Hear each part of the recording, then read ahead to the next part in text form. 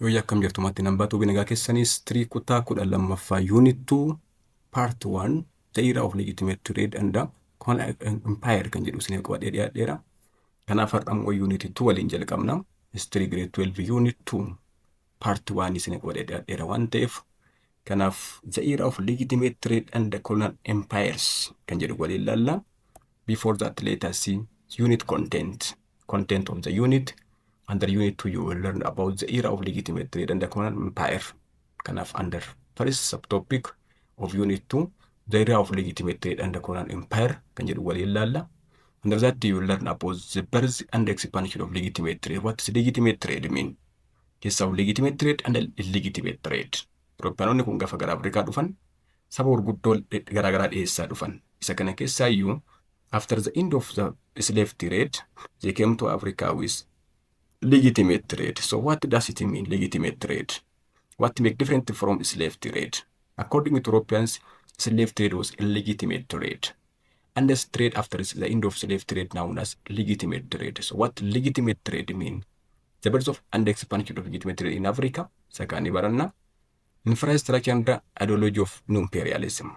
Infrastructure and the ideology of new imperialism, old imperialism. Again, you will learn about the partition of Africa, the motives of Europeans, and the process of the partition of Africa. Under part 1, part 2, African resistance against colonial expansion. You will learn about African resistance, especially according to African historians. Europeans were uninvited guests who came to Africa without the interest of Africans. So, Africans also did not welcome the Europeans who came to Africa without their interest, but they began to resist. So under this unit or this subtopic, you will learn about African initiatives and the responses to colonialism.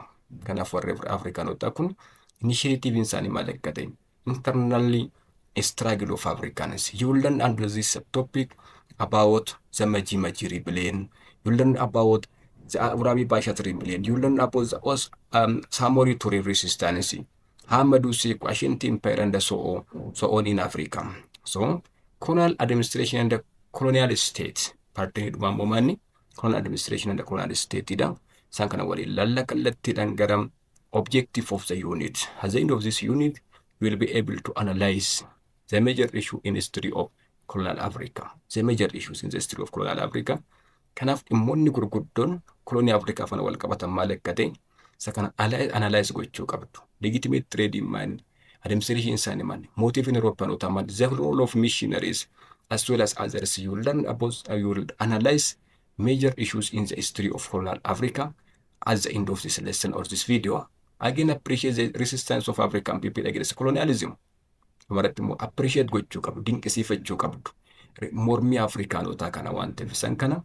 Again, examine the colonial, social, economic, and political administrations. Kind of examine colonial, social, economic, and the political administration of Europeans. Again, finally, identify strengths and the weakness of African resistance to colonial rule. African resistance failed, except Ethiopia. Ethiopia also successful as the Battle of Adawa, and other African countries also colonized. So you will learn about the weakness of African resistance. There is strengths of African resistance. Second one, the era of legitimate trade and the colonial empire. Legitimate trade in mind, colonial empire in kun maal of keessaa qaba. Kanaaf jalqabaratti objective isaa gaafa laalu at the end of this lesson, we will be able to explain essence of legitimate trade. Kaayyoon isaa maal of keessaa qaba, what behind it. Isa kana ibsuu qabdu. Discuss infrastructure and ideology of new imperialism. Infrastructure in combine discuss gochuu qabdu. Ideology Europeanota kun maal akka ta'e new imperialism kana keessatti. Again, describe the motive behind the European partition of Africa. Dhumarratti immoo maal describe tarreessuutu irra jiraata. Keessaayyuu motive yookiin immoo fedhiin Europeanota kun when they came to Africa to colonize Africa in the partition of Africa. Again, denounce the motive of European powers. You denounce gochuu qabdu motive of European powers isa kana. The objective of this lesson kallattiidhaan gara barnoota keenyatti the birth of and expansion of legitimate trade. But before that, there are two types of trade according to Europeans. One illegitimate trade, the second one legitimate trade. In quotation mark, daldala seera qabeessaa fi daldala seera qabeessa hin taane jedhu. Illegitimate trade daldala seera qabeessa hin taane jechuudha karaa biraatiin. Hiikni isaa kallattiin deebisuu baate afaan Oromootiin kan hubachuu dandeenya. Illegitimate trade daldala seera qabeessa hin taane jechuudha. What does that mean? Legitimate trade mean according to Europeans transatlantic slave trade dha. Kan isin kutaan 11tti barattan. Transatlantic slave trade gaafa nuti importation of black Africans via Atlantic to Caribbean Island and America, especially for plantation colonies. This is known as illegitimate trade. Why it is known as illegitimate trade? Because these commodities were humans or slaves rather than other goods. As a result, for Europeans, this is known as illegitimate trade. Illegitimate trade gaafa jennu gaafa namni akka meeshaatti gurguramu. It is illegitimate trade. The participants were Europeans. Now after the industry was developed to get African raw material, they come up with new propaganda. That propaganda is known as legitimate trade. In the place of legitimate trade, daldala seera qabeessatiin turre kan daldala immoo isaanuma. Ammoo daldala seera qabeessatti dhufnechuu barbaadaniiti. Kanaaf legitimate trade in short according to Europeans transatlantic slave trade dha. So during the 19th century, biyyoon keessaayyuu African slaves kun Afrikaa irraa gara Europe, Ameerikaadhaa fi gara Caribbean Icelanditti karaa Atlantic kan fe'amaa tura waan ta'eef isa kana what known as legitimate trade maaliif daldala seera qabeessa maaf hin jedhamne daldala seera qabeessa seera hin qabne maaliif jedhame daldala seera hin taane maaliif jedhame because this community were humans or slaves rather than other goods kan gurguramu nama waan ta'eef jedhu. Kanaafi the legitimate trade in humans had dominated the commercial activity in West African coastal areas. Keessaayyuu legitimate trade keessatti slave trade keessatti manni trade in human nama gurguruun trade in human dominated the commercial activity in West African coastal areas. Kan bitamee gurguramu nama dominate kan daldala kan the most known community during that period human that mean African slaves. So European colonial powers, particularly British, took measures that first weakened and gradually abolished slave trade. Kanaaf biyyoota Awurooppaa keessaa shin jalqaba slave trade akka dadhabuuf yookiin akka laafuudhaa fi akka immoo abolished yookiin immoo akka dhaabbatuuf gahee guddaa kan taphatte kamidha British in the world. History keessatti addunyaa kana keessatti jalqaba slave trade akka dhaabbatuudhaaf firti ishii baasaa kan turte kan Britishidha. Kanaafi so European colonial powers, particularly the British, took measures that first weakened and gradually abolished slave trade in the world. So illegitimate trade gaafennu slave trade jechuudha karaa biraatiin. Why it known as legitimate? Because communities were humans or slaves rather than other goods. So the second one legitimate trade dha. Daldala seera qabeessa kan isaan jedhanii dhufan. Legitimate trade in the place of that Europeans came to Africa with new propaganda that known as legitimate trade. What is their main target? Their main target was to get raw material. Their economy was developed during the illegitimate trade. They got what we can say in keessaayyuu warra Awurooppanotaan kun maal argataniiru? They got from African slave trade their wealth was developed. They accumulated what large wealth. Then their industry was developed. Again, they did not want human labor. In the place of that, the industry also operated by machines. In that case, Europeans also began to search new areas in Africa, especially for raw material. So they came to Africa with new propaganda that known as legitimate trade.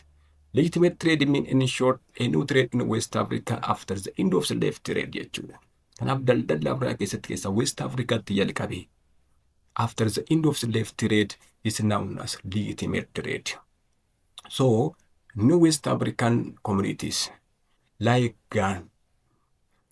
groundnut and the palm replaced as slaves as merchandise to be exported abroad. Kanaafi Afrikaarraan gara Awurooppaatti kan fe'u bakka slave maal jechuudha? Kan akka guum jennu kan groundnut, ocholoonni kan jennu kan palmi warreen jiru kanatu bakka maalii replaced slaves as merchandise to be exported abroad. Kanaaf biyya Afrikaarraa gara Awurooppaatti kan fe'u biyya alaatti kan fe'u maal jechuudha? Not slave no. During legitimate trade. Slave trade replaced by the production, especially the exportation of African natural products. Keessayyuu by the middle of the 19th century, palm oil became the West Africa's major export item. Keessa jaarraa salgaffaa keessatti West Africa in the place of slave. Before 19th century, what we can say is slavery. West Africa kan gara biyya alaatti fe'amu. Now during the 19th century, the middle of the 19th century, naannoo bara 1850 keessa uummanni palm oilidha in the place of slave. This means by the middle of the 19th century, palm oil became the West Africa's major export item.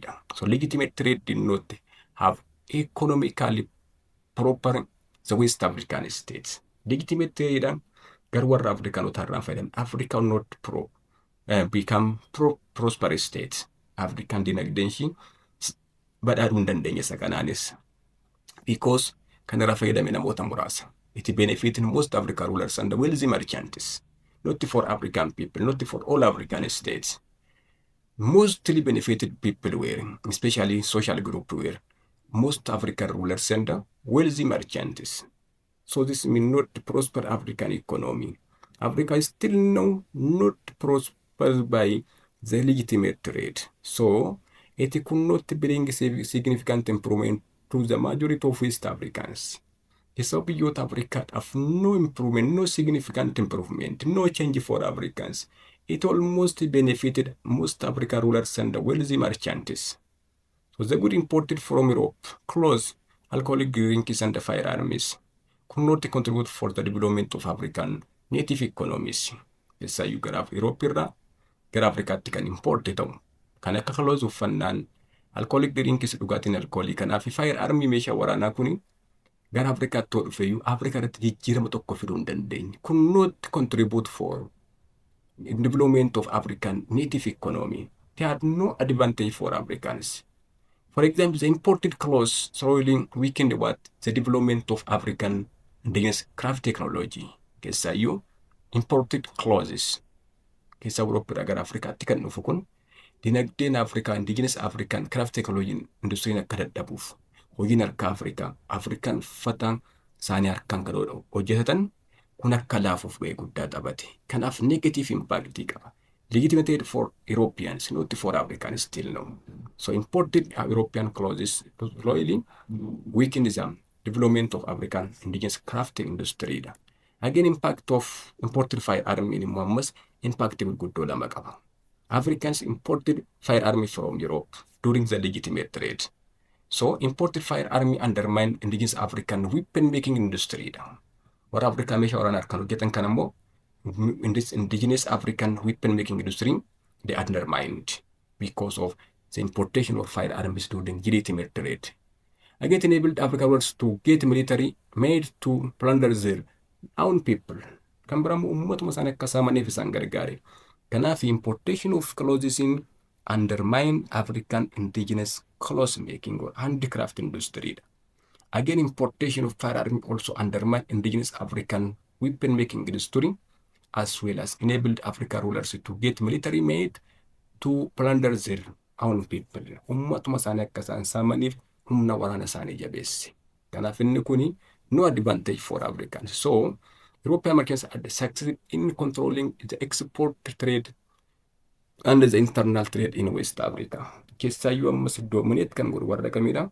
Warra Europeanotaa kanaadha. Kanaaf European traders maximize their profits. Kanaaf gaadonni yookiin daldaltoonni Europeanotaa kun profitii yookiin immoo bu'aa isaanii guddifachaa deeman. How they served as intermediaries between African merchants and the European traders. Kanaaf advantage ammas liitiin ta'edha kan argateedha. Europeanota individually African rulers and the merchants, but are no value for the Africans at all. Keessaayyuu importation of firearm negative mataa isaatii qaba. On the African weapon making industry irratti. The military made for Africans to plunder their own people leader. Kanaaf European merchants had succeeded in controlling the export trade and internal trade in West Africa. European traders will maximize their profit. How they served as intermediaries between African merchants and the European traders. Dinagdeen kan dabalamas kora Europeanotaati, not Africans. So this increased commercial competition between European merchants led to European competition in scramble for Africa. in the 1870s and 1880s to control source of raw material and the markets. So behind the legitimate there were two important interests of Europeans.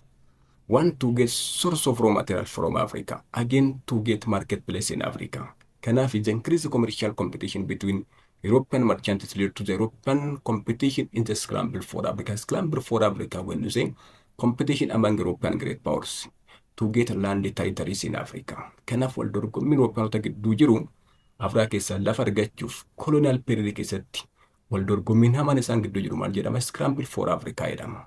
Keessaayyuu bara 1870mootaas bara 1880moota keessa. Kanaaf fedhiin isaanii immoo waan gurguddoo lama. One, to control source of raw material. Meeshaa dheedhii Afrikaa keessa argachuudhaaf.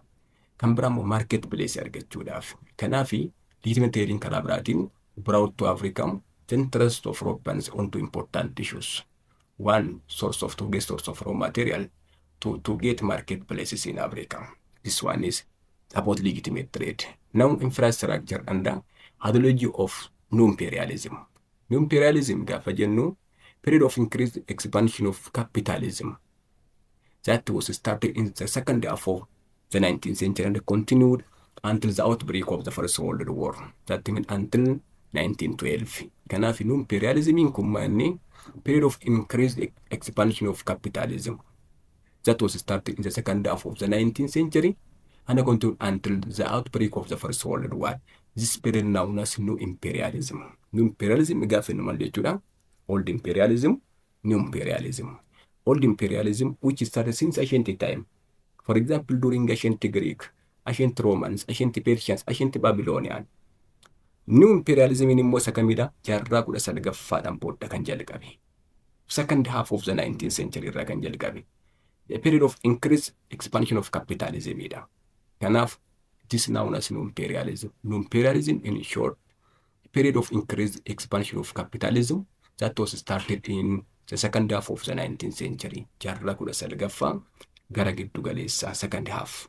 Kanaaf, continued until the outbreak of Second World War, First World War. So, European powers went to control African colonies. Keessa Europeanonni maal gochuu barbaadan? Afrikaa keessaa kolonii qabachuu during new imperialism. New imperialism gaafa jennu European powers went to control African colonies. The beginning of colony dhanne kun. So after achieving the unification in the early 1870s, German and Italy joined struggle to control territories in Africa. New movement, new phenomenon that mean another important issue started in Africa. Keessaayyuu Germanoonni fi Itaaliyaanonni erga unification erga xumuraniin booddatti jechuudha under unit 1. Isaan kun maal jalqaban? They began to compete to get territories in Africa. This means the beginning of a scramble for Africa in African states. In order to withstand the economic crisis and protect their economic interest, European states began to take measures. Keessaayyuu withstand economic crisis. Isaan kun nama keessa with overproduction ta'uu danda'a. Protect their economic interest. Kan biraan booda fedhii dinagdee isaanii kana tikfachuudhaaf European states began to take measures. Tarkaanfii fudhachuu jalqaban. Keessaayyuu 1870s and 1880s, the two major European colonial powers, Great Britain and France, partitioned western part of Africa continent into their spheres of influence. Keessaa meejarii isaanii keessaa Great Britain and France, British and France, maal godhani partitioned West African part, western part of the African continent. Kana western African continent bakka lamatti qoodatan isaan kun. So Berlin Conference started now. Berlin Conference enabled European powers to divide Africa among themselves without conflict. Berlin Conference from 1884 up to 1885. Kanaaf biyyoota Awurooppaa walgahii guddaa isaan ta'an bara 1885 maal gochuuf Afrikaa karaa nagaatiin qoodachuudha. Partition of Africa without conflict.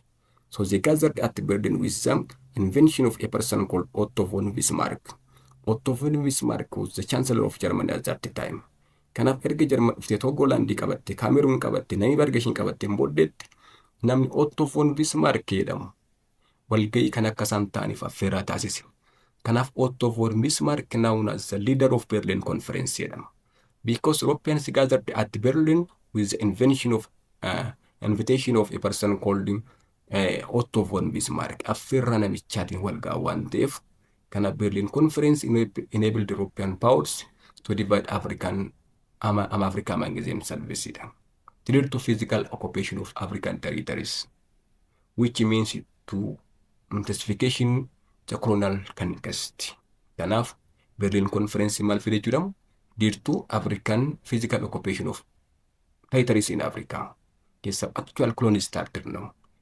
Kolonii gaafa jennu biyya tokko kallattiin dhaqanii qabatanii bulchuudha. Kolonii gaafa jennu direct control of one country, which are direct and control the occupation of one country by another country, physical occupation ida. Kanaaf inni kuni Berlin Conference kun Europeanonni akka Afrikaa qooddataniif isaan gargaari, given without conflict among themselves, to lead to physical occupation of African territories, especially, which means the intensification the colonial conquest in Africa keessatti waan ta'eef physical occupation of African started after Berlin Conference. So, the period of new imperialism, Europeans came to Africa with very developed technology. Africa keessatti kan isaan dhufan maani dinagdeen isaanii sirriitti technology isaan sirriitti guddatee gara Afrikaatti dhufan. They had one advantage. That advantage also which supported European great powers to defeat Africans. So, the period of new imperialism you from the second half of the 19th century up to the outbreak of First World War, known as new imperialism. New imperialism bara 1850 keessaa kaasee hanga bara 1914 kan jirudha inni kun. Kanaaf Europeans came to Africa with a very developed technology. Before 1880, Europeans had contact with people of coastal area of Africa, particularly West Africa walitti dhufeenya qabu. Before 1870. However, they were not equipped with efficient firearms to easily conquer native people there. Kana biyyoota Awurooppaa kana qabachuudhaaf garuu dandeettii kana hin qaban, meeshaa waraanaa hin qaban. Kanaaf 1880s up to 1914, Europeans came to Africa with very developed technology. So, in this case, Europeans also what? However, the Europeans also lacked appropriate means of communication to control Africa, particularly the inner part of Africa. Isaan kun dinagdee Afrikaa qabachuuf appropriate means of communication mataa isaanii hin qaban. Again, Testis flight also and the mosquito also hindered them, prevent Europeans from entering African inter before 1870s. 1870 Europeanonni kun Afrikaa kan qabaniif kan isaan daangessa wanta gurguddoo kana sadii. One, Europeans had contact with coastal part of Africa, especially West Africa for contact. But they did not equip with efficient firearms to easily conquer native people there. Garummaa Afrikaa kana kan qabanneef meeshaa waraanaa gahaan qaban. Lammaffaa Europeans also lacked appropriate means of communication to control African, particularly in the inner part of Africa. Meeshaa wal quunnamtii communication mataa isaanii hin qaban. Kan biraammoo Testis fly kan jennuuf mosquito tisiisa gammoojjiif bookeen busaa maal ta'an jarreen kan ittisuu jalqaban prevented Europeans from entering interior of Africa before 1870. Kanaaf before 1870 hanqinni Europeanota waan gurguddoo kana sadani. One, the absence of modern firearm, efficient firearm. Lammaffaa, lack of appropriate communication, means of communication. The sadaffaan Testis fly and the mosquito that hindered Europeans into the interior of Africa before 1870s.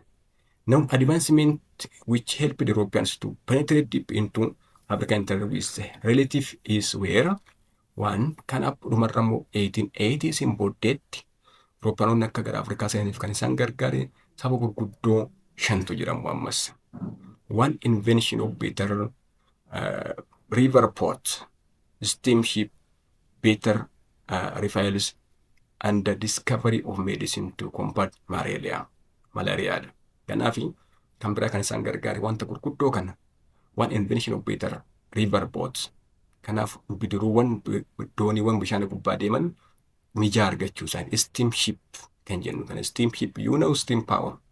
Steamship gaafa jennu hurkaan kan socho'u kan akkasii kana kan argatan. Better refiles, meeshaawwan waraanaa sana gaa argachuu isaaniiti. One, lammaffaa discovery of medicine to combat malaria.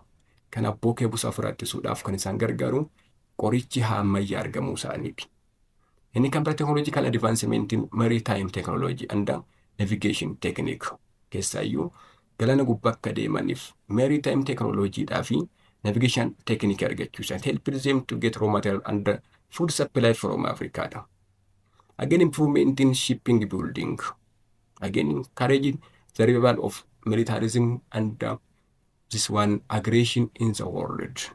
Kanaaf isaan kuni wanta isaan gargaare isaan gurguddoo kana. One, before 1870 hanqinni isaanii waa sadii. One, efficient firearmidha.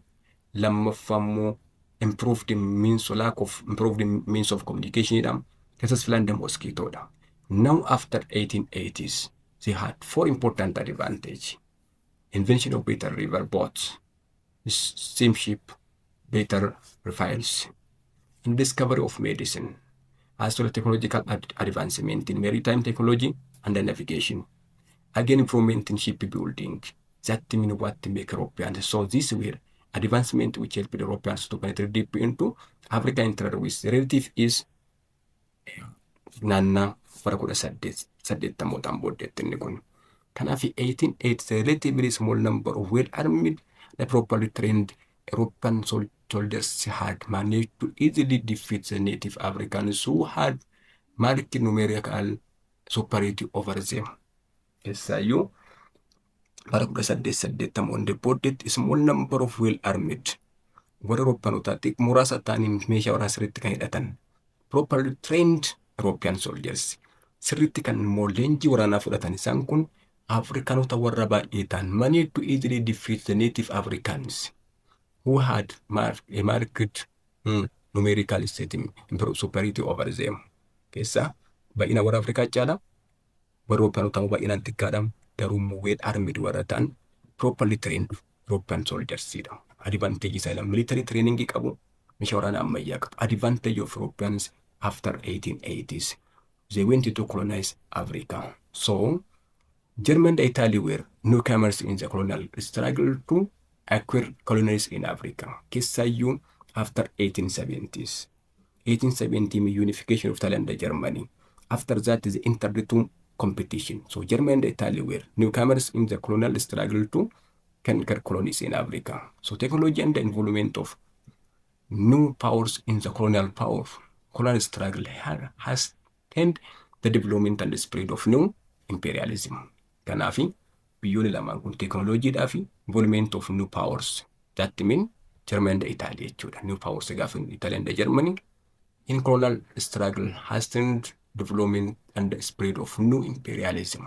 Kanaaf new imperialism kan sirriitti babal'ise has tended kan godhe maanni wanta gurguddoo kana lamaani. One teknooloojiidha. Lammaffaa involvement of new powers. That mean Germany and Italy in the colonial struggle. This also spread of new imperialism. The expansion of industries in Europe demanded access raw materials and importing food for the growing urban population in the industrialized cities and the towns. Kan biraan immoo kan isaan kakkaase maanni expansion of industry in Europe waa lama barbaada. Demanded access raw material barbaada. Again importing food for the growing number of people. Namni baay'inaan guddachaa jira barsana keessatti. Kanaaf kaayyoon isaanii ammas waa lama. One, industry come up with two important interests. One, raw material importation of food for the growing urban population in cities. This means advantage of that means the main reason what enforced Europeans with the development of industrial revolution after 1880. So Great Britain was strongest world power of the period and had supremacy in military and naval power. Keessaa biyyoota Awurooppaa keessaa immoo Great Britain was strongest world power of the period. As you know, in a 15th and 16th century, superpowers of the world were Spain and Portugal. Keessa jaarraa 15ffaa keessatti biyyoota humna qabeeyyii addunyaa kan jedhaman superpowers of the world kan jennuun kun Spain and Portugal turan. From 18th up to 19th century, British and the French. After the end of Second World War, Russia and America or USA. Now, Great Britain was the strongest world power of the period, that means around the 19th century, under supremacy in military and naval power. Keessa humna waraanaa cimaa qabdi, naval power humna galaanarraa cimaa qabdi, superpower of the world jedhamti ishii kana. Kanaaf technological superiority enabled Great Britain to build more efficient naval force. What technological superiority technological home of industry da. Industrial revolution started, capitalism started were in Great Britain or in British. So in that case, this enabled Great Britain to build more and efficient naval forces. Kanaaf humna waraanaa cimaa hundeeffattuuf humna galaanarraa qabaattuuf ishee gargaareedha. Kanaaf technological boom had some negative impact on people who had their own politics that mean Africans. Ummata siyaasa mataa isaanii qabu irratti immoo dhiibbaa mataa isaatii qaba. For example, the superiority of European colonial state now managed to colonize the inter-African continent except Ethiopia and Liberia. Keessa biyyoota Afrikaa hundumaa kan isaan qabatan. Around 1914, 80% of Africa conquered by Europeans. In this case, Ethiopia and Liberia were exceptionally free from colony. Ethiopia because of the Battle of Adwa. Liberia because under the protection of USA at that time. So, military superiority, technological boom had negative impact on the peoples who had their own politics. For example, Africans. Teknolojiin guddachuun isaa kun biyyoota Afrikaa siyaasa mataa isaanii qaban dinagdee isaa irratti dhiibbaa olaanaa qabaadha. Kanaaf military super European colonial power state now managed to colonize the inter-African continent except Ethiopia and Liberia. So European acquisition of territories which is speak during the period known as new imperialism. Kanaaf new imperialism from 1850 up to 1914. Kanaaf Itoophiyaa keessa lafa isaan baay'inaan qabaachuun isaan kan inni guddate bara kanatti during the new imperialism keessatti yookiin immoo during the second half of the 19th century sayyenne kana. So when the First World War broke out in 1940, about 85% of territories in the world had fallen under colonial rule. Dha keessaayyuu bara 1914 toora addunyaa tokkoffaa gaafa jalqabu biyyoonni parsentiin 85 ta'an under the colonial rule jiru jechuudha isaan kun. Kanaaf isaan kun that mean about colonialism, new imperialism started. So partition of Africa, the motives and the process. Partition of Africa. What is partition of Africa mean? What are the motives of Europeans? Europeans are political, economic, religious motive mataa isaanii qabu. Process isaan fudhatanii immoo isaan kana ilaalla. So it's a scramble for Africa. What's a scramble for Africa mean? A competitive rush to claim African land, known as what is scramble for Africa. Scramble for Africa mean competitive rush to claim African lands. Africa keessa lafa ariifatanii qabachuudha. Inni kun maal jedhama? The scramble for Africa jedhama. So the scramble for Africa mean in short competition among European great powers to get territories in Africa. So competitive rush to claim African lands, known as the scramble for Africa. The scramble for Africa actually started after Berlin Conference. So on the eve of European scramble for Africa, Western Europe had conducted the Industrial Revolution and they became the most powerful and technological advanced continent in the world.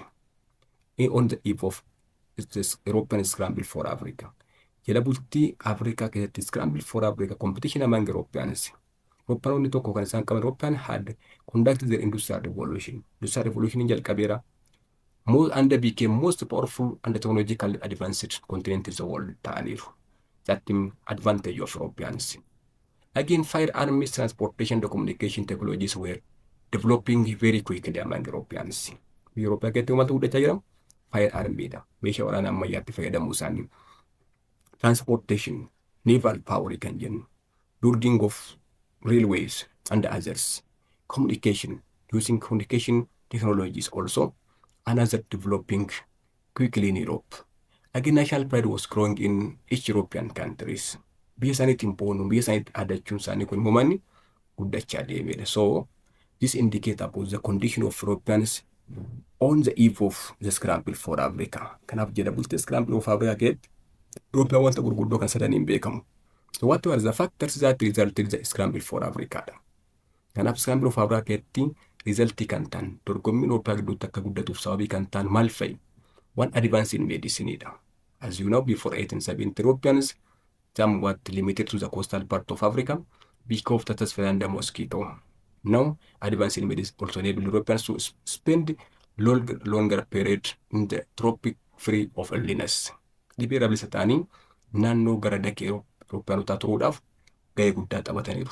an economic decline in the early 1870s.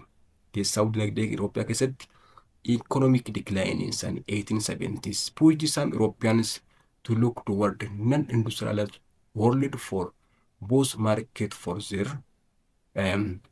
products and the supply of natural resources to fuel their industries.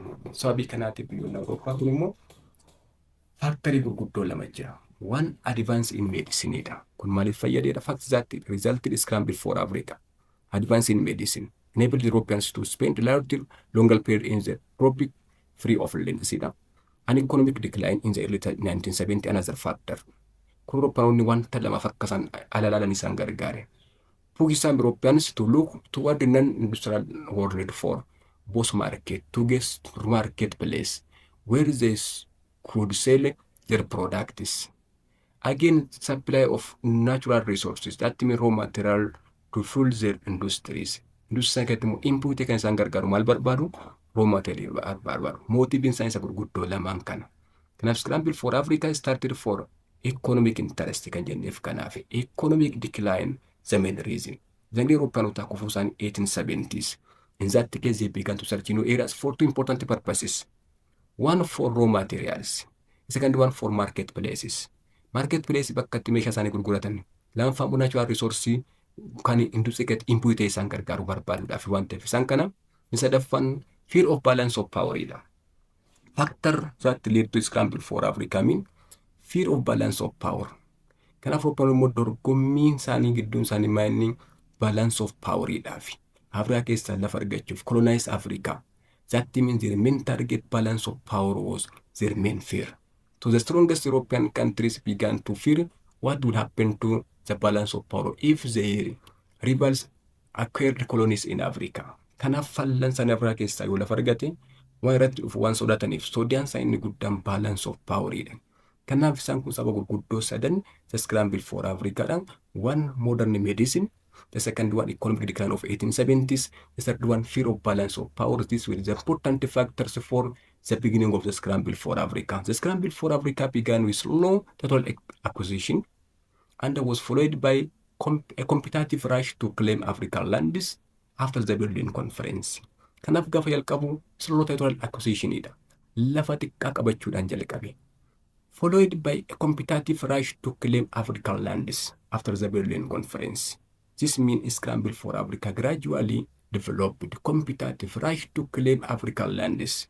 Africa keessa lafa argachuudhaaf dorgommii isaan gidduu jiru manni slow irraa gara competitive isaatti mean special speed and gara Africaatti dhufuu isaaniiti. So Britain dominated Africa's external trade until the second half of the 19th century. Why? Because of her position as an industrial nation in the world. Kanaaf British dominate African external trade until the second half of the 19th century. The scramble for Africa now started. Competition started from slow total acquisition to what we can say competitive rush to claim African lands after the Berlin Conference. The scramble for African sababa gurguddoo sadan kana kan jalqabe jechuudha. Kana Britain dominated Africa's external trade until the second of the 19th century. So because of that, she got opportunity to establish trading stations and occupy bases on the coastal areas. Keessaayyuu Britain kun Africa kana dominate gooteetti. External trade maaliidhaafi because her position as industrial nations already dha.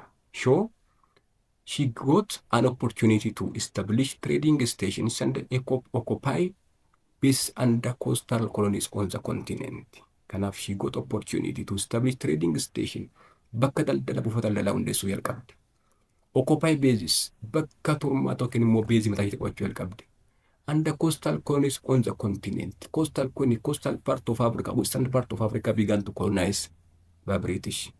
Again, protectionism also started. Protectionism, protecting the interest of one country, was encouraging more than free trade. Then free trade also started. Before that, they came to Africa as free trade. As you know, before 1500, Europeans considered Africa as a continent. But after that, they began to trade with Africans. Free trade started. Now free trade also ignored and replaced by protectionism. Protectionism gaafa jennu biyya tokko mandate ta'anii bulchuutti tiksuu of jalatti tiksuudha jechuudha kun. Kanaaf this indicate about what the interest of Europeans somewhat growing from time to time. The scramble of Africa also started now. So the German protectorate in 1884 on Togoland, Cameroon, Southwest Africa, that in Namibia. Keessa German kan ishiin qabdu protectorate jettee kan ishiin qabatte bara 1884tti biyyoota kana Togolandidha, Cameroonidha, karaa biraatiin Southwest Africa zattiin presently Namibiyaadha. Namibiyaas Southwest Africa itti waamti waan ta'eef. Kanaaf inni kun protection under protectorate of German. Again, Berlin Conference started on November 1884 to February 1885, initiated by Bismarck, the Chancellor of Germany at that time. Kanaaf Berlin Conference walgahii guddaa biyyoota Awurooppaa gidduutti taa'amedha. Keessaa November 1884 up to February 1885. Agreement conference held at Berlin, especially by the invitation of a person called Otto von Bismarck, Chancellor of Germany at that time. What were the goals of Berlin Conference? Berlin Conference in goalin saman kayon samain. One settlement of Congo claims between Britain, France, and Portugal, and Anglo-French rivalries along the Niger River. Tokko goalin saman settlement of Congo claims. Wal dhabdee Congo Britain fi France fi Portugal gidduu jiru furuudhaafi. Lammaffaan Anglo-French rivalries along the Niger River. Wal dorgommii Ingilandi yookiin immoo Britishidhaa fi Faransaay gidduu jiru naannoo laga Liibireetti isa kana furuudha. Lammaffaa partition of Africa without conflict. Gooliin samanni partition of Africa without conflict. Africa karaa nagaatiin qoodachuudha. The third one, to add international agreement on the carving up of Africa that was already underway. Africa kana qoodachuu, Africa kana itti marsuu yookiin Africa kana sirriitti lafa Africa qabachuudhaaf immoo dorgommii jiru guddaa international agreement itti dabaluudhaafi. Kanaaf goal of conference, Berlin Conference, which held in Berlin in Germany from November 1884 up to February 1885, had different goals. The first goal, settlement of Congo claims between Britain, France, and Portugal. Wallabde Britain, France, Portugal, jiru Congo irratti jiru kana furuudhaafi. Lammaffaa Anglo-French rivalry, wal dorgommii Faransaayidhaa fi England gidduu jiru along Niger River, laga Niger gubbaatti jiru maal gochuudhaaf furuudhaafi. Partition of Africa without conflict. Africa karaa nagaa qoodachuu without any conflict among Europeans. Inni sadaffaan to add international agreement to the carving up of Africa that was already underway. Africa qabachuu, Africa kana qoodachuun dura jalqabeera. Waliigaltee addunyaalessaatti dabaluudhaafi. Kanaaf Berlin Conference waliigalteewwan isaan kana qaba. Kanaaf representative of Berlin Conference kan ta'an biyyoota kana. Britain kolonii kan qabdu, Germany kolonii kan qabdu, France kolonii kan qabdu, Austrian kolonii kan qabdu, Hungary kolonii kan qabdu, Russia kolonii kan qabdu, Belgium warra kolonii xiqqoo qaban, Holland, Spain, Portugal, Italy, Denmark, and Sweden. Isaan kun maalidha? Biyyoota Berlin Conference representative of certain European countries. In addition to that, American tirmaatte biyyoota 14 tirmaatte walumaa galatti. Berlin Conference biyyoota 14 gidduutti gaggeeffame, including America. Biyyoonni 13 Europeanota kan akka Britain, kan akka Germany, France, Austria, Hungary, Russia, Belgium, Holland, Spain, Portugal, Italy, Denmark, and Sweden. In addition to that, America also the participant of the Berlin Conference. The main agenda of the Berlin Conference was about Africa, but no African country was invited to take part in the conference. This one is the main weakness of Berlin Conference. Berlin Conference kun agendaan isaanii waa'ee Afrikaati. Garuu biyya Afrikaa Itoophiyaallee haa taatu yookiin laabeeraalaa lama tokko kan itti hirmaattee hin jirtu. Kanaaf Berlin Conference negative impact Afrikaa irratti qaba. Agenda about Africa, discussing how to dividing Africa among themselves without any conflict, but no African country was invited to take part in the conference. So that means conference among Europeans. America also participant invited to participate in that. Walumaa biyyoota 14 gidduutti hirmaataman keessaa Afrikaa keessaa biyyi tokkotti hin hirmaanne. Ameerikaatti affeeraniiru. Haa walgahii biyyoota Awurooppaatiin inni kun. Berlin negotiations. Waliigalteen Berlin Conference maayini.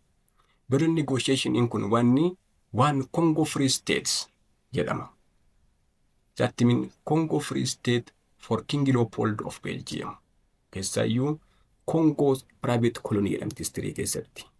Kanaaf Congo Free State for King Leopold of Belgium recognized Leopold, the so-called international association, as legitimate authority in the Congo basin.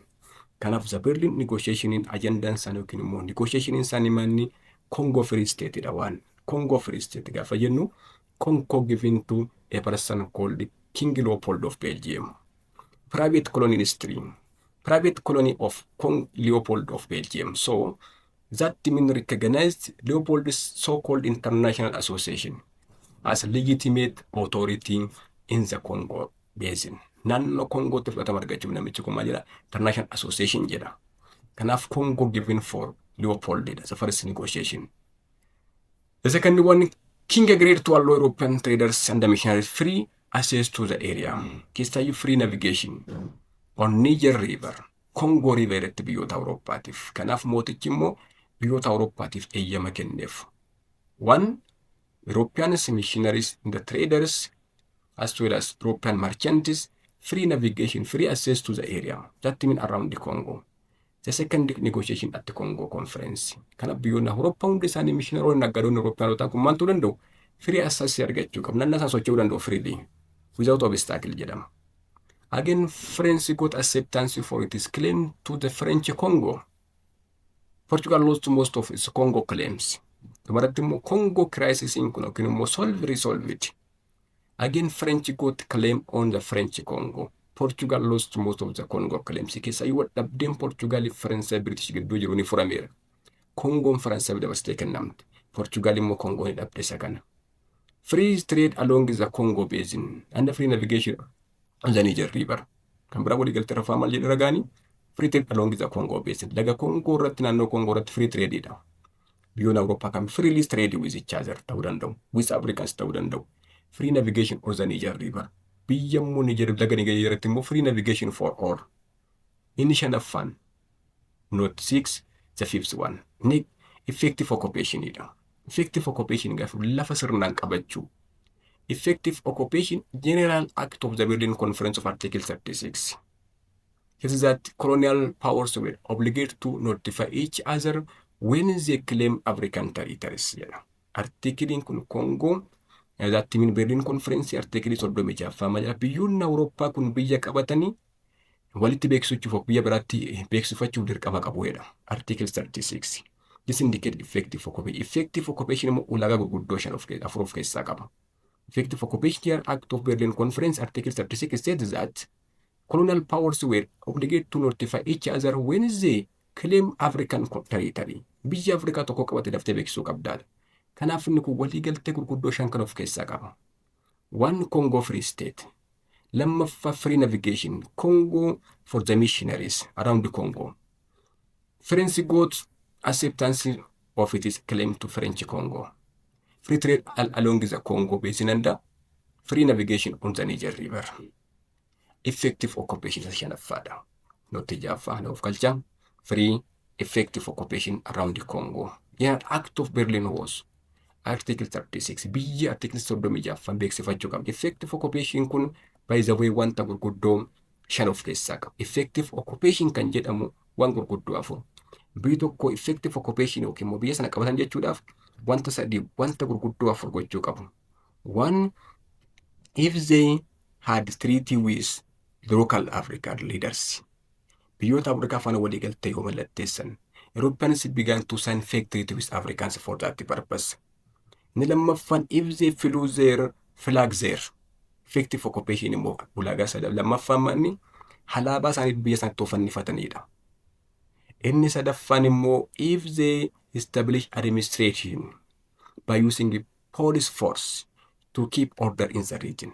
Inni sadaffaan immoo maal jedhaan biyya sana irratti yoo maaltan yoo waraana isaanii diriirsan maal gochuudhaaf lafa sana irratti nagaa buusuudhaaf. Inni rafaan immoo maal jedhaan if they also establish free if they occupied that land direct occupation yote kallattiin nagaa lafa sana qabatan. This indicate about effective occupation of Article 36. Kanaaf walumatti Berlin Conference waliigaltee gurguddoo shanan kan of keessaa qaba.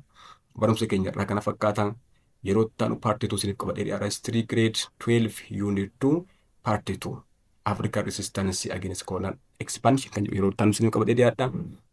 Barumsa keenya irraa kana fakkaatan warreen maatii hambaatu bitaatan yoo viidiyoon kun si'ii tore share gochuun like gochuun yoo ta'e keessan bira akka gahuuf gahee keessan taphadha. Warreen immoo maatii hambaatu hin taane Sabiskiraayib gochuudhaan maatii hambaatuu biitaa yeroo barnootaa gaarii galatoomaa.